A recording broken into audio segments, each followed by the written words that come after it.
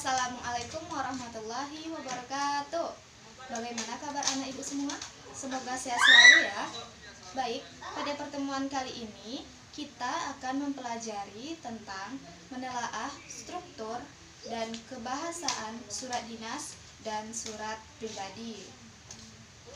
Baik, tujuan anak-anak ibu semua mempelajari tentang menelaah struktur dan kebahasaan dalam surat dinas dan surat pribadi adalah yang pertama itu agar anak-anak ibu semua mengetahui apa saja yang menjadi unsur pembangun dalam surat dinas maupun surat pribadi.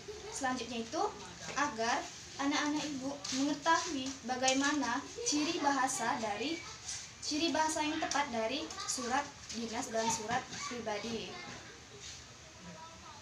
Nah, yang pertama kali kita akan bahas yaitu mengenai struktur dari surat pribadi. Di sini sudah Ibu jabarkan bahwa struktur surat pribadi itu ada 7 poin. Nah, apa saja itu? Yang pertama ini ada alamat dan tanggal surat Ananda membuat suratnya di mana dan tanggal berapa, pada saat hari apa, tanggal berapa Ananda membuat suratnya. Kedua itu ada salam pembuka, Ananda bisa pakai seperti Assalamualaikum atau salam rindu atau salam kangen. Yang ketiga itu ada kalimat pembuka. Nah, di sini Ananda membuka terlebih dahulu sebelum menuju ke isi suratnya. Ananda bisa pakai kata-kata seperti bagaimana kabarmu atau ya seperti itu, basa-basi menanyakan kabar atau gimana. Yang selanjutnya itu ada isi surat. Nah, isi surat disinilah Ananda menjelaskan mengapa Ananda mengirim surat dan apa yang Ananda ingin sampaikan kepada penerima surat. Yang selanjutnya itu ada penutup surat. Nah, penutup surat ini seperti Ananda sebelum mengakhiri menutup surat memakai salam. Nah, itu Ananda bisa pakai seperti sekian dulu ya, semoga kamu dapat membalas surat saya, seperti itu. Nah, selanjutnya itu ada salam. Nah, sebelum Ananda membuat surat tadi, di sini ada salam pembuka. Nah, sesudah Ananda membuat surat tadi, Ananda harus juga mengucapkan salam penutup. Nah, itu seperti bisa jadi juga seperti Assalamualaikum dan sebagainya. Selanjutnya itu di paling akhir, di paling bawah, Ananda akan menuliskan seperti nama dan bubuhan tanda tangan. Untuk membuktikan struktur surat pribadi, Ibu akan terapkan contoh surat pribadi pada video. Nah, sudah Ananda bisa lihat bahwasanya di sana ada malam 29 November 2015. Nah, di situ menjadi alamat dan tanggal surat, yakni menjadi poin pertama tadi. Yang kedua itu ada salam kangen, itu sebagai salam pembuka.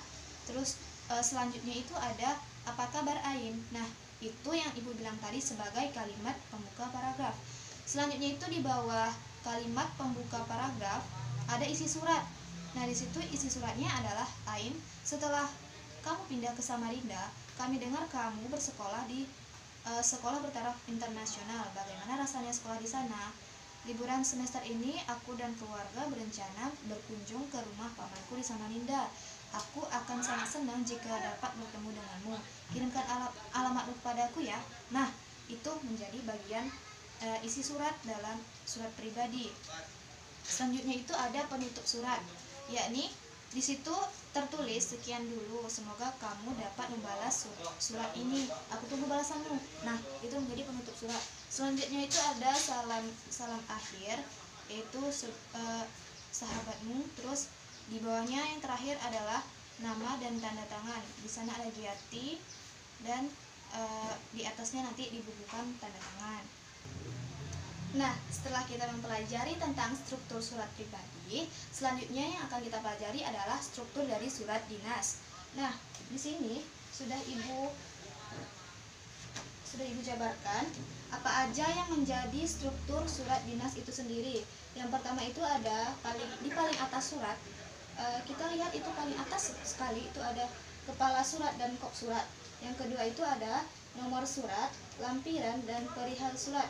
Nah, di seberang nomor surat, lampiran dan perihal surat ini yang terletak di sebelah kanan itu terdapat tanggal suratnya, kapan surat itu dibuat. Selanjutnya itu ada alamat surat, selanjutnya ada salam pembuka, selanjutnya ada paragraf pembuka, isi surat, paragraf penutup, salam penutup, nama dan tanda tangan pengirim suratnya. Nah, Ibu akan menerangkan contoh surat dinas pada video yang Ananda saksikan. Yaitu yang paling atas itu ada kepala surat atau kop surat diisi dengan lembaga, nama lembaga. Nah, di situ ada panitia Persami Klub Sains Biologi OSIS SMP Budi Luhur Jakarta Pusat. Di situ menjadi kepala suratnya. Selanjutnya itu ada di sebelah kiri nomor lampiran perihal. Nah, di seberangnya itu ada tanggal pembuatan surat. Selanjutnya di bawahnya itu ada alamat surat yang terhormat Kepala Warcap Jakarta Pusat di Jakarta. Selanjutnya itu ada salam pembuka dengan hormat. Lalu berikutnya paragraf pembuka dengan upaya untuk lebih mengenal kawasan dan seterusnya. Selanjutnya di bawahnya itu ada inti surat, ungkapan menunjukkan tujuan atau hal apa yang akan disampaikan. Selanjutnya itu ada paragraf penutup. Yang atas perhatian dan dikabulkannya permohonan ini kami ucapkan banyak terima kasih. Selanjutnya itu ada hormat kami dan mengetahui itu sebagai salam penutup. Selanjutnya di bawah itu ada tanda tangan.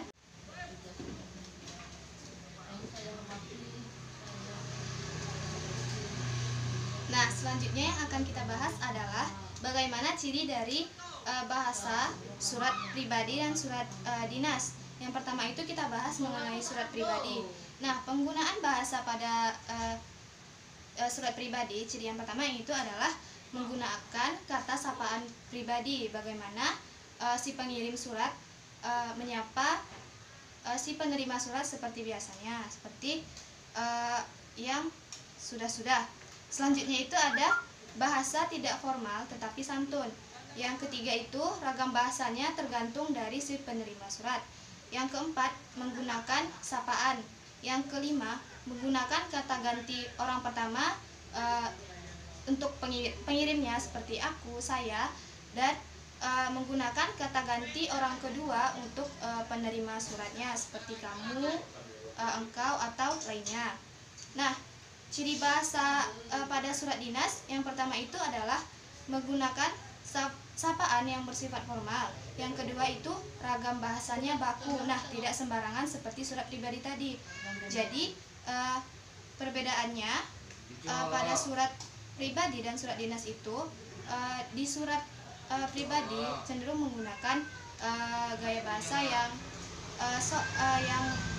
biasa, tidak baku. Nah, pada surat dinas itu ragam bahasanya adalah baku. Sapaannya pada surat pribadi itu adalah sapaan yang tidak formal, sementara pada surat dinas sapaan yang digunakan adalah sapaan yang formal.